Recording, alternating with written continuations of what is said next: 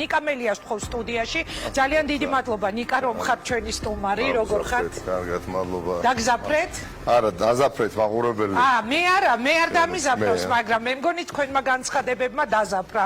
იმიტომ რომ თავის დროზე იმ დღეს, როდესაც არჩევნების ღამე იყო და თქვენ გააკეთეთ ის თქვენი ცნობილი განცხადებები, სხვა შორის ზესტაფონიდან და ძალიან საინტერესო იყო რომ ნიკა მელი არ იმყოფებოდა ზუგდიდში, სხვა თუ არაფერი, მაგალითად თქვენი კავშირი ზუგდიდთან, თქვენი ოჯახური კავშირი ზუგდიდთან, პირდაპირ იმის ეჭვის საფუძველს აჩენს, რომ რაღაც აირია პარტიის შიგნით, თორემ შეუძლებელი იყო, რომ თქვენ ზუგდიდის არჩევნებში არ ყოფილიყავით ჩართული და ზესტაფონში წასულიყავით. არ მითხრათ, რომ ასე არ არის, იმიტომ რომ ჩვენ მაინც ვსაუბრობთ რეგიონზე, სადაც ძალიან დიდი მნიშვნელობა ენიჭება ადგილობრივობასაც და მაგალითად მე ვფიქრობდი, რომ იგივე შეიძლება ეხლა თქვენ მითხრათ, რომ სისულელეს ვამბობ, მაგრამ აი ანზორმელიას ფაქტორი თუნდაც ან თქვენი ოჯახის ფაქტორი იქნებოდა ძალიან მნიშვნელოვანი თქვენივე ჯგუფისთვის იმ არჩევნებზე ზუგდიდში, არა? მადლობა მოწვევისთვის. ზესტ მე განსაკუთრებით ბოლო დღეებში მაქსიმალურად ვცდილობდი და ვიყავი ჩართული ზუგდიდში სანდრა რულოვსის კამპანიაში სხვადასხვა ფორმით, უბრალოდ მიწევდა ზესტაფონის ზუგდიდს შორის, ასე ვთქვათ, სიარული და არჩევნების დღეს. ეხლა დიდი ნაწილი ლიდერებისა იყვნენ ქალაქ ზუგდიდში, ზუგდიდის რაიონში და მე ვარჩიე რომ ყოფილიყავ იმ დღეს ზესტაფონში, მაგრამ ეს არნიშნავდა რომ მე არ დავაპირებდი ან არ ჩავიდოდი სიტუაციურად, არ მივიღებდი გადაწყვეტილებას რომ წავსულიყავი ზუგდიდში.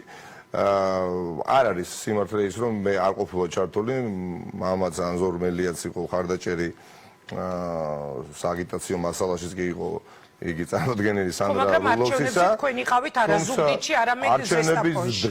ეხლა არჩევნების დღეს თავარია დავიცვათ ხმები, ხო? და კამპანია არის არჩევნების დღემდე. მე შეძლებს დაგვარად ვიყავი ჩართული, ნამდვილად და ეს ალბათ ბევრმა დაინახა. ვინაიდან ეს არ იყო მხოლოდ ხალბატონის სანდრა რულოვსის არჩევნები, ხო? ეს თელიანი პარტიის არჩევნები იყო და ჩემის აზრით თითქმის მთელი ოპოზიციური სპექტრი გულშემატკივრობდა სანდრა რულოვს ამ არჩევნებში. რამე თუ გამარჯვება ზუგდიდში ვიცოდით რას ნიშნავდა და რას ნიშნავს. ანუ ფასი უდიდესი იყო ქართული ოცნებისთვის ზუგდიდში მარცხის შემთხვევაში, რომელიც მას უნდა გადაეხადა. მაგრამ ეს იმას არნიშნავს, რომ ჩვენ წავაგეთ არჩევნები და მე ერთხელ ვთქვით და გავიმეორებ, რომ ქართული ოცნება ახერხებს წარმოუდგენელ რამეს. არჩევნებიდან არჩევნებამდე თითქოს იგი იმარჯვებს, ანუ ტაბლოზე აფიქსირებს გამარჯვებას, მაგრამ რეალურად იგი გამოდის დასუსტებული და დამარცხებული. ანუ წესით ხო პირიქით უნდა იყოს, შენ უნდა მოიპოვო მანდატი ახალი განახლებული მოსახლეობიდან და ენერგიულად მოტივირებულად აი ხალბატონი არა ყველა არჩევნები ყველა ოლქში ჩატარებული არჩევნები. აი ხალბატონი ზურაბიშვილი ავიღოთ რა. მას შემდეგ რა ხალბატონი და რა გონია თუ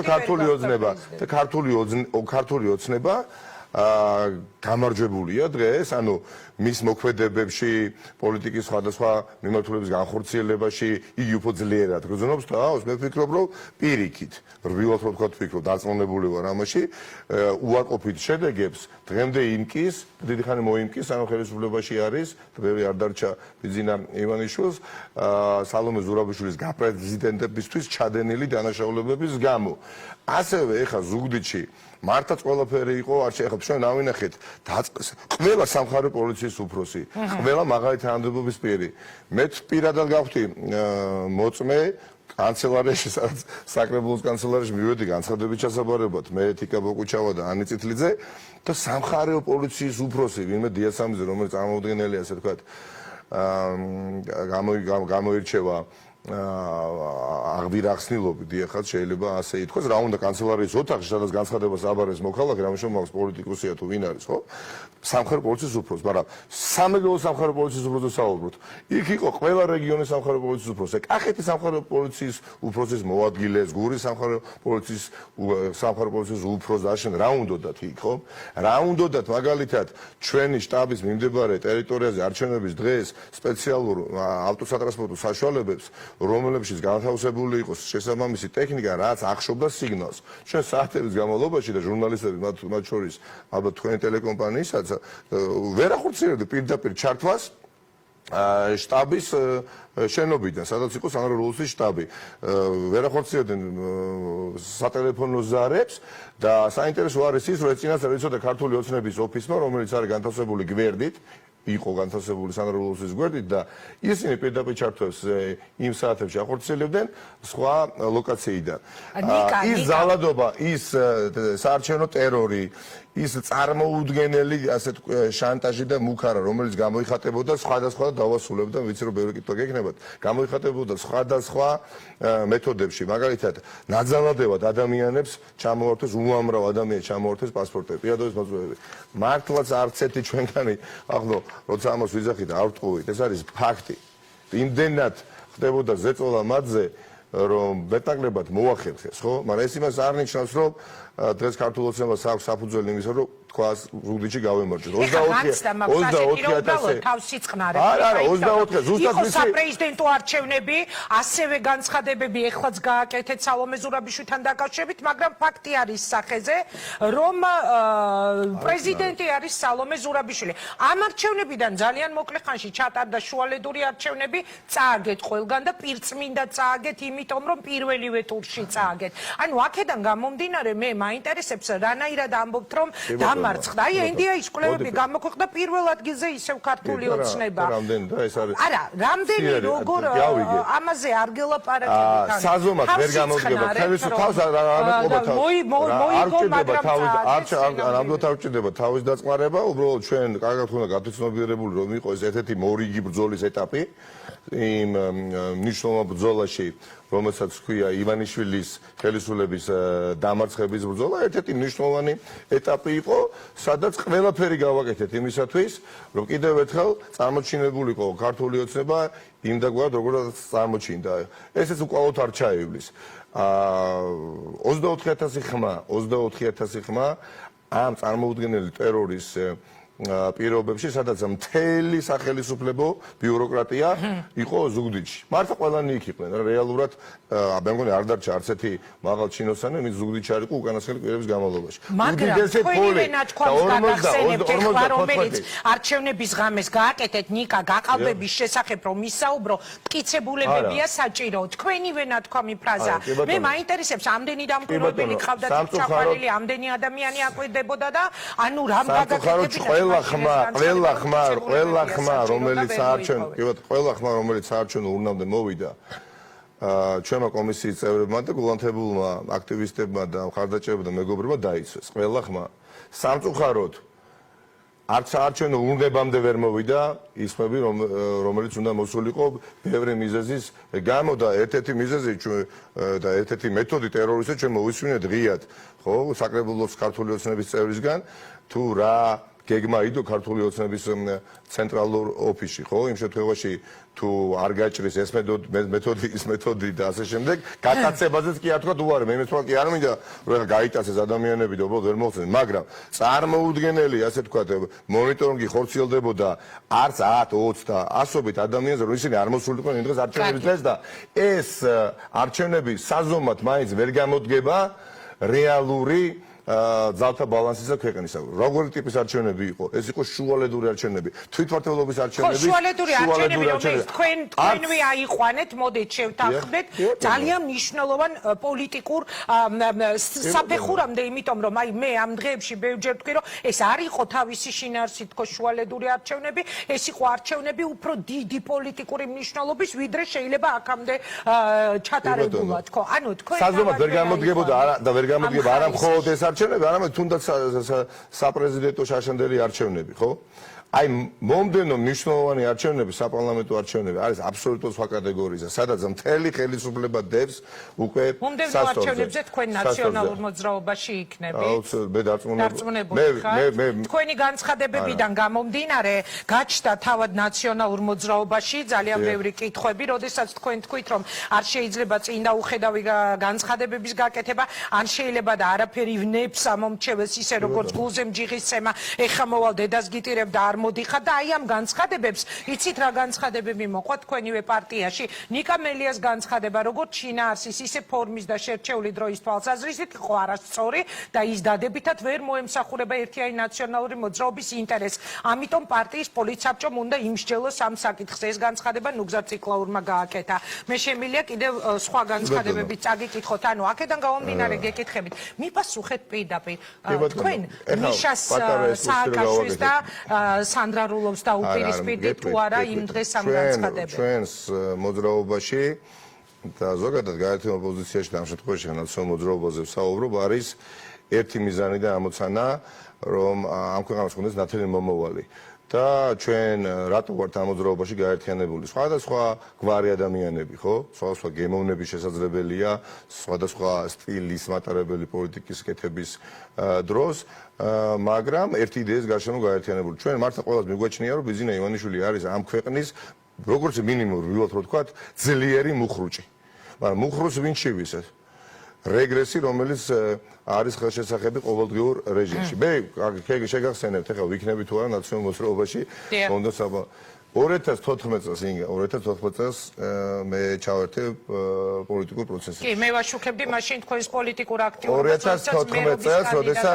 როდესაც ეს იყო ჩემი შეგნებული არჩევანი. ჩემი შეგნებული არჩევანი იყო და 2014 წელს უკვე ნათელი იყო ჩემთვის რომ ქართული ოცნება არის სახელმწიფოებრივი საფრთხის მატარებელი რომელიც აუცილებლად უსრულო წინაშე დააყენებდა ქვეყანას და მე ჩავერთვე შეგნებულად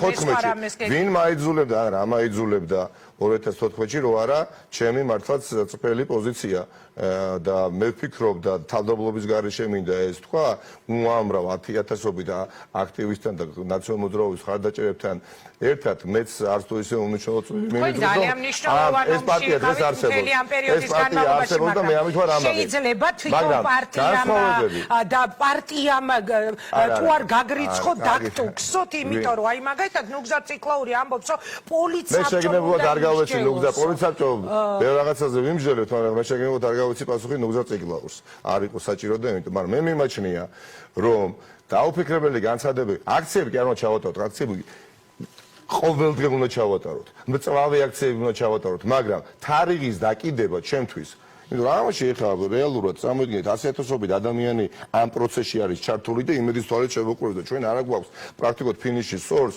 მნიშვნელოვანი შეცდომის დაშვების უფლება. მე ვარ მომხრე ყოველგვარი აქციისა, რა თქმა უნდა წავე ოპონირებისა საკრებულოებში, პარლამენტში და ქუჩის აქციებისაც და ხა თუ კი რამე სამწლების განმავლობაში ვაკეთებ და თუ კი ვინმე რადიკალურობით გამოირჩევა, ერთ-ერთი მე ვარ, ხო? როგორ შეიძლება მელეს დააბრალო რომ არ უნდა პროცესების რადიკალიზაცია, რომელიც მოემსახურება ბიზინა ივანიშვილის რეჟიმის დამარცხებას. მაგრამ თარიღის დაკიდება ერთ კონკრეტულ დღეს და დიდი მანიფესტაციის მოწყობა ისე რომ იქინა შედეგით ვერ წამოვალთ, ეს იქნება მთელი ოპოზიციური მოძრაობის მარცხი. მე ვარ მომხრე. არა, რაშოშე სადაც სანდრა იქნება. იქ იქნები მე სადაც გეგოვაშაძე იქნება, იქ იქნები მე და პირდაპირ. არა. სტრატეგიას მიდგომებში არის, მიდგომებშია. კი ბატონო, ეხლა მე რა გონიათ, ეხლა ერთი თქვი და შევცვლი პოზიციას. არა მგონია ჩვენ რომ უნდა გავაკეთოთ მათ შორის ნაჩქარები, მნიშვნელოვან გადაწყვეტილებებთან დაკავშირებით ნაჩქარები განცხადებები. ეს არ არის ჩვეულებრივი ეხლა არავინ არ ყოფილა არც მე ვარ ანგელოზი არც მე ვარ ანგელოზი ხო და მეც დამიშვია შეცდომები და მე შეიძლება არ შემითანხმებია ხო რიგ ასე თქვათ კოლეგებთან სხვა საკითხები მაგრამ ეს არის ძალიან მნიშვნელოვანი საკითხი მე ვარ მომხრე არა სააკაშვილს და მეც ერთი მიზანი გვაქვს მე და სააკაშვილს შეტევა და მხოლოდ შეტევა იმ სააკაშვილს ზინგა გვაქვს ერთი მიზანი ეხლა მე ვარ ადამიანი კიდევ ერთხელ ვამბობ რომელიც ჩემი შეგნებული არჩევანი ჩაერთო ამ ბრძოლაში და მიხეილ სააკაშვილთან მე მაქვს ძალიან კარგი ურთიერთობა ხშირად ჩვენ გვაქვს რა თქმა უნდა კამათი ხშირად ემთხვევა ჩვენი პოზიციები ერთმანეთს მაგრამ მე ვფიქრობ რომ ეს არის ნაციონალური მოძრაობის მონაგარი და თუ კი ვინმე უნდა იყოს ამ პროცესის კმაყოფილი პირველ რიგში მიხეილ სააკაშვილი იმიტომ რომ დღეს მე აქ უკეთ ვხედავ შესაძლებელია რა ხდება კონკრეტულ მოცემულ დღეს, ვიდრე შესაძლებელია ჩვენი მეგობარი ლიდერი, რომელიც უკანონოდ ხორციელდება მასზე პოლიტიკური დევნა. და განსხვავებით ადეკვატურად აღიქვამთ არსებულ რეალობას ვიდრე მიშა ამას არა, ეს ნორმალურია. არა ნორმალურია თქვა არ მithქვამს, ამას ამბობთ. ბუნებრივია ხა თქვენ სტუდიაში, როდესაც აქ ხართ, უკეთესად არიცით, ვიდრე ხა ჩემთან სახლში ხა მაგალითად, ხო, ბერნსკის ქუჩაზე რა ხდება, ხო, უკეთესად იცის ხა ინგა რა ხდება აქ, ვიდრე მაიკომ სახლში, ხო. ამიტომ ფიქრობ, რომ აქ არაფერი სკანდალის შემცველი არ არის.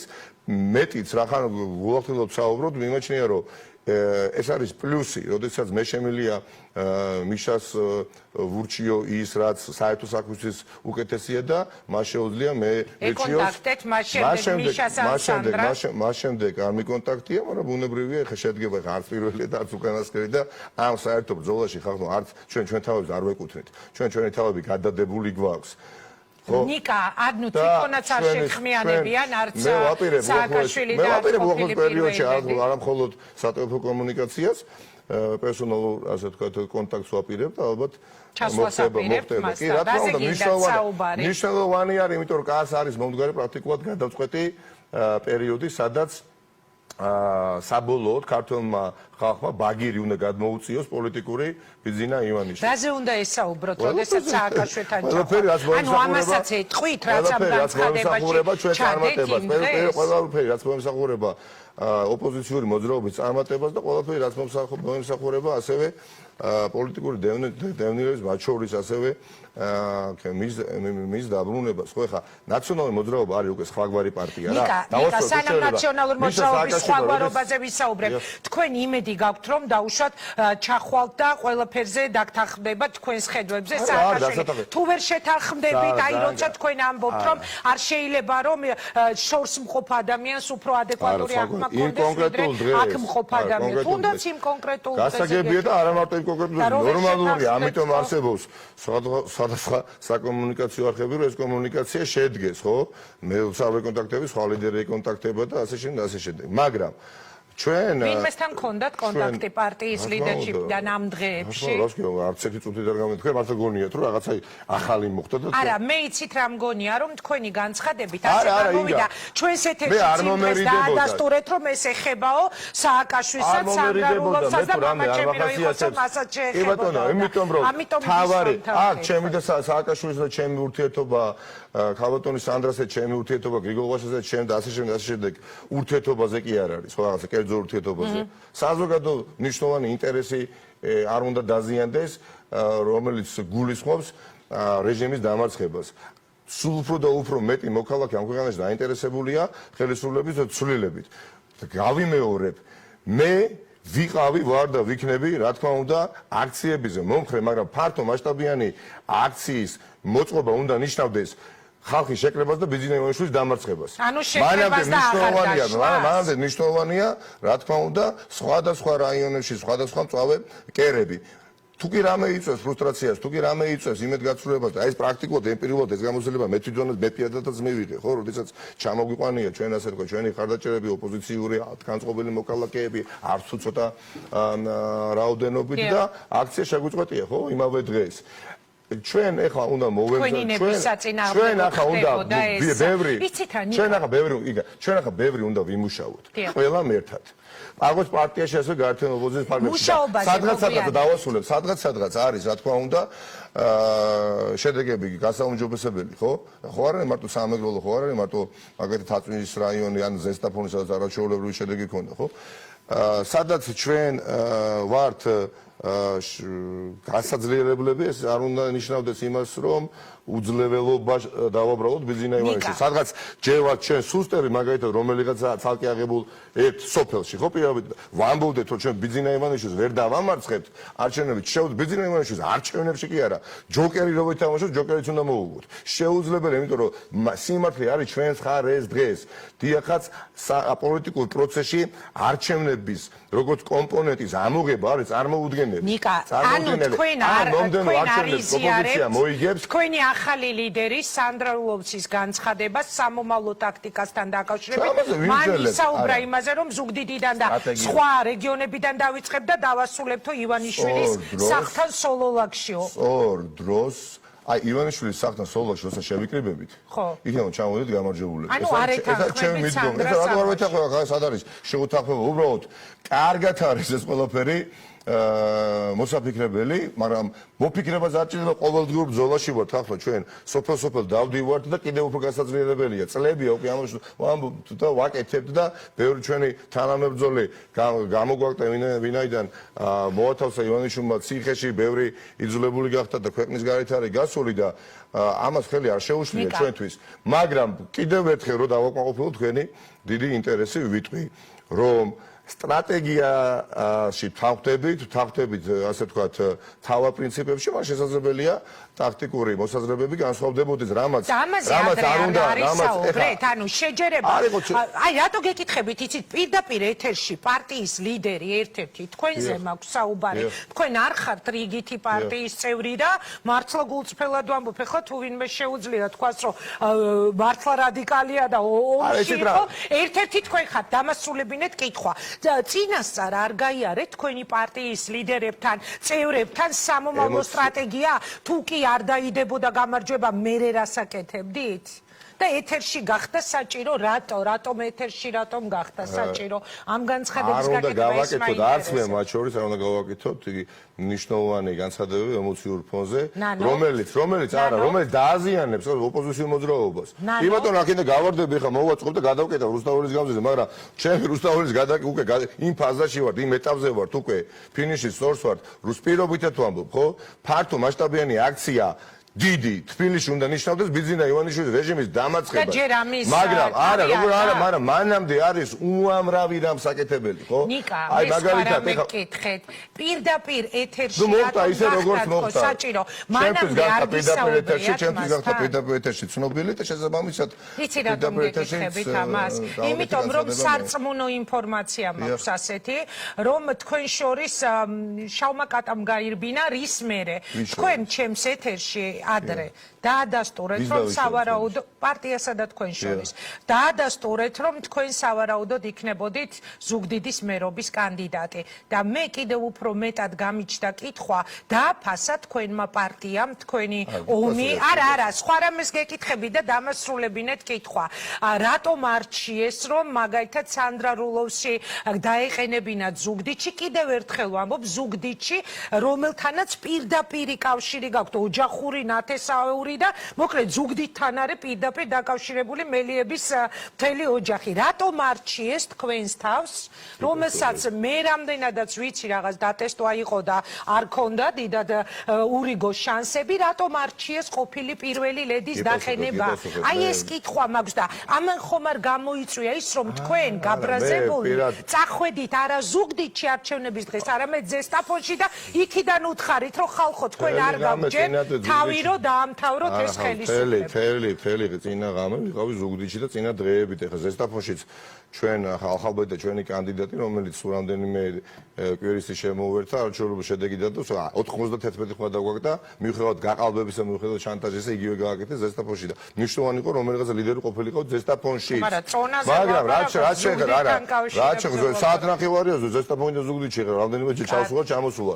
რაც შეეხება ეს არის სიმართლე რა არის? სიმართლე არის ის, რომ რა თქმა უნდა ჩემი კანდიდატურა განიხილებოდა, მაგრამ პირველ რიგში ვინ თუ განიხილავდა, მე თვითონ განიხილავდი, ხო, სულ თავიდან. არ დაგიმალავთ, ხო, როდესაც დაიჭირეს ყოფილი მერი ერთმა კლანმა ქართული ოცნებისას მეორე, ხო? და რაზეც ალბათ ძალიან ინა და შემდეგ ივანიშვილმა გამოიწვია ვადამდელი არჩევნები, მაგრამ როდესაც ჩემთვის ცნობილი გახდა, რომ ქალბატონ რულოვს სურვილი ქონდა, რომ კენჭი ეყარა ზუგდიდში, რომელთანაც მას მართალჭიდრო კავშირი აქვს, ეხლა ერთია შემოწამოშობით იქიდან იყო, ანუ რასაც თქვენ ხავს უსვამთ, მაგრამ იგი წლების განმავლობაში ძალიან აქტიურად მუშაობდა ამ რეგიონში და განსაკუთრებით ზუგდიდის რაიონში. პირველი ვინც ერთ-ერთი დაუჭირე მხარე ვიყავი მე და სიამოვნებით დაუჭირე მხარე, იმიტომ რომ გარდა კონკრეტული ოლქში კამპანიის წარმოებისა უამრავი სხვა საქმე აქვს პოლიტიკური პარტიის, პოლიტიკური საბჭოს თავმჯდომარის და ამავე დროს პარლამენტის წევრს შეძლებს დაგავად მე ვიყავი ჩართული სანდრა რულოვსის გამარჯვებაში, მაგრამ ეს კამპანიაში, მაგრამ ეს კი არ არის თავი რა არის და რა დამანახა ამ პროცესმა. დაუყებელი სურვილი ქართულ ოცნებაში, რომ აი იქნება აი რაღაცა ისეთი მოხდეს ეხა სააკაშვილსა და ბელიას შორის და ნაციონალურ მოძრაობაში მოხდეს განხეთქილება. ჩემ შეგნებული არჩევანი იყო 2014 წელს და სხვათა შორის არა მხოლოდ სახელმწიფო ორბიტაზე დავინახე ეს სურვილები. ამას ვერც სახელმწიფო ორბიტაზე რიგი პოლიტიკოსები მოესწრებიან და ვერც რაცა უნდა ტკინეული იყოს ჩემთვის ოპოზიციურ ფლანგზე მოესწრება რიგი ადამიანები რითიც აქ ადამიანებს შორის ურთიერთობა კარგი იქნება, ცუდი იქნება თუ ნელთმილი, ამაზე კი არა საუბარი. დღეს ღალატი არის ნებისმიერი კონფლიქტი, რომელიც გამოიწვევს განხეთქილებას. რაც არ უნდა მართალი იყოს ერთი მხარე, რაც არ უნდა მტკვანი იყოს მეორე მხარე, არა აქვს ალტერნატივა ერთობას, იმიტომ რომ თუ კი ვინმე საწყობს ჩვენ შორის განხეთქილება, ეს არის ბიძინა ივანიშვილს და მე ჩვეული ენერგიით, ჩვეული მოტივაციით გავაკეთებ იმას, რასაც ვაკეთებ უკანასკნელი 5 წლის განმავლობაში. მიუხედავად აი ამ რაღაცა თქვენი განსხვავებული მოსაზრებისა, მაშინ ერთ კითხვას დავისვამ.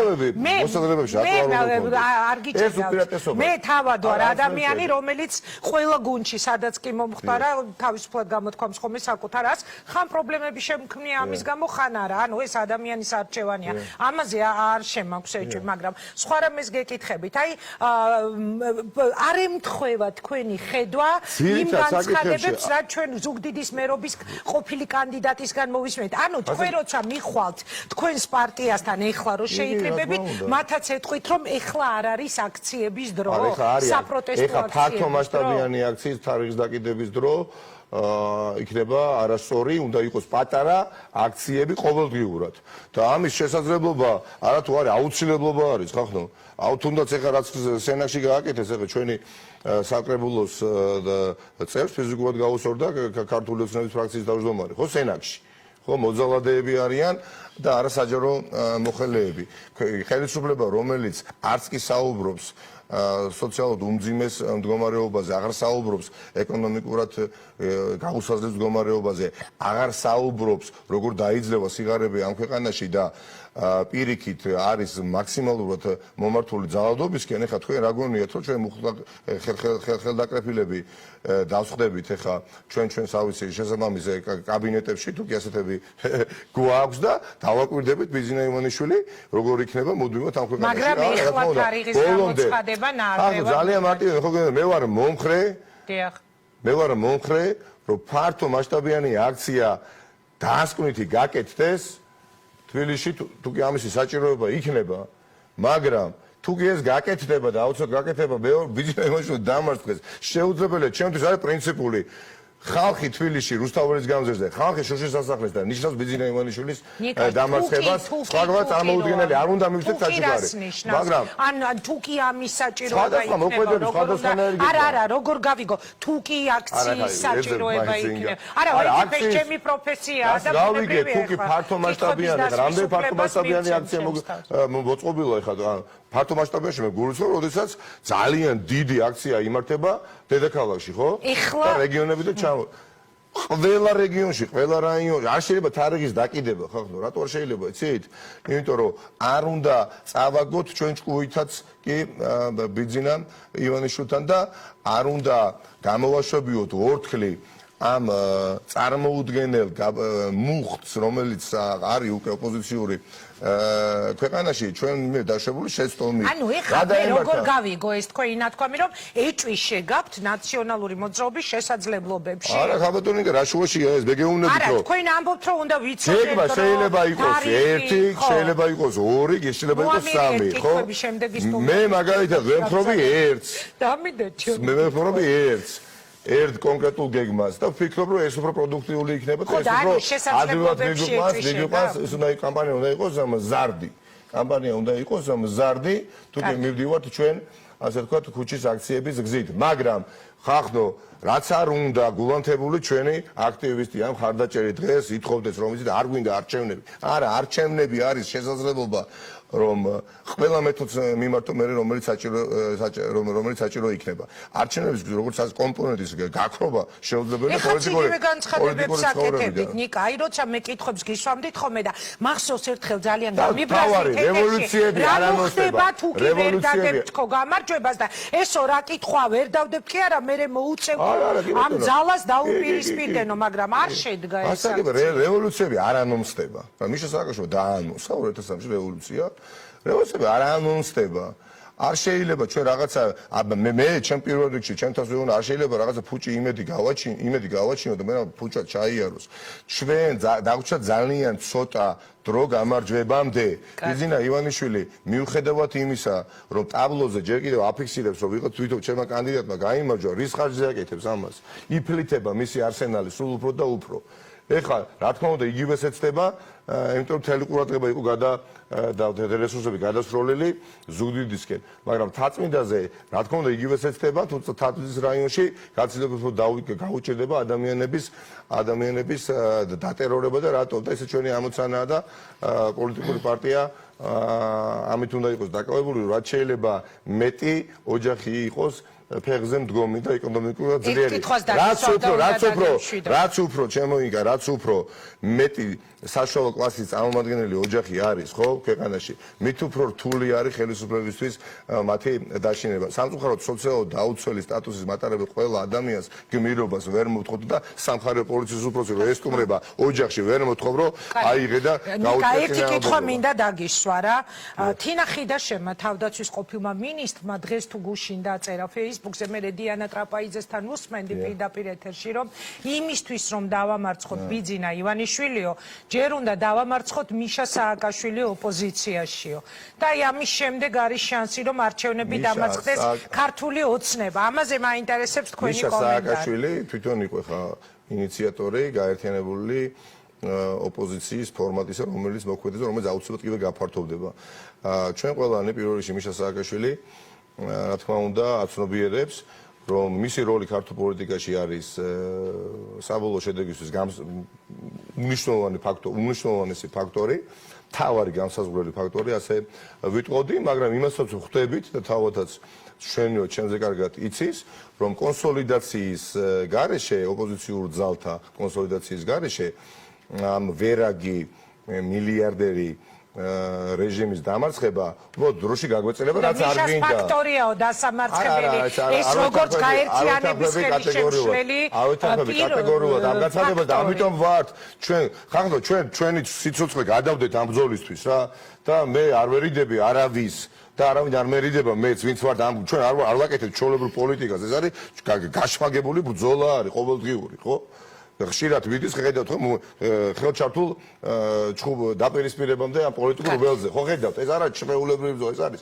ან ნათელი მომავალი ან უკან წარსულში რომელიცაც ეკვა შეღვენაძეს ეპოქა ამიტომ ფიქრობ თუ კი მე შემეშლება მე უნდა მიმითითონ თუ კი მე დავდებთ სუდგეგმას, უნდა მითხრან კოლეგებმა, რომ ეს არ არის ის გეგმა, რომელიც ივანიშვილს ახლა დაამარცხებს და პირიქით. და თუ კი შეიძლება თუ უნდა მიუთითოთ და ბოლო კითხვას გისვამთ, რომ მოხდეს ისე, რომ აი თქვენ ბძანეთ, რომ თქვენ თავად ვიაპირებთ, რომ ჩახვიდეთ, ჯერ არ ქონიათ კონტაქტი, მაგრამ აპირებთ, რომ ჩახვიდეთ სააკაშვილთან, მან რომ არ გამოთქვას თქვენთან შეხვედრის სურვილი რა ეს რასაც თქვენ ეს ნიშნავს, რომ ჩვენ შორის კონფლიქტი ჩვენ შორის არ არის კონფლიქტი დამიჯერეთ.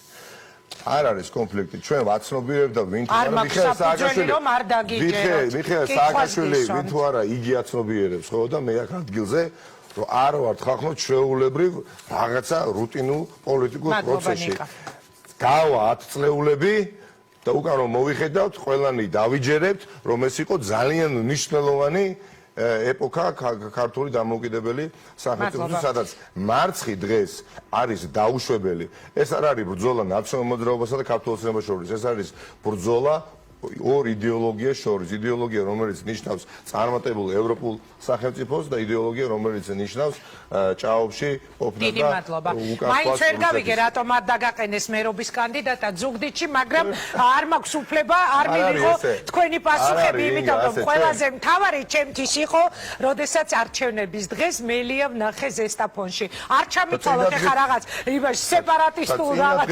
თემატიკაში მაგრამ კი გნახეთ მაგრამ მაღალი და გასაფოში, მაინც ვერ ამდენივე გავიგე, ზუგდიდში. რატომ არ მოხდა თქვენი დახენება მერობის არ კანდიდატად. მოხდა. მადლობა ნიკა. მადლობა დიდი, ძალიან დიდი დიდი მადლობა. მადლობა ჩვენი დიდი სტუმარი რო მადლობა, იყავით. პირიქით, მოკლედ მადლობა. სააკაშვილთან როდესაც წახვალთ, იმედია არ გამოგვაპარეთ. იმედია არ მადლობა, გამოგვაპარეთ, მადლობა. კარგად ბრძანდებოდეთ.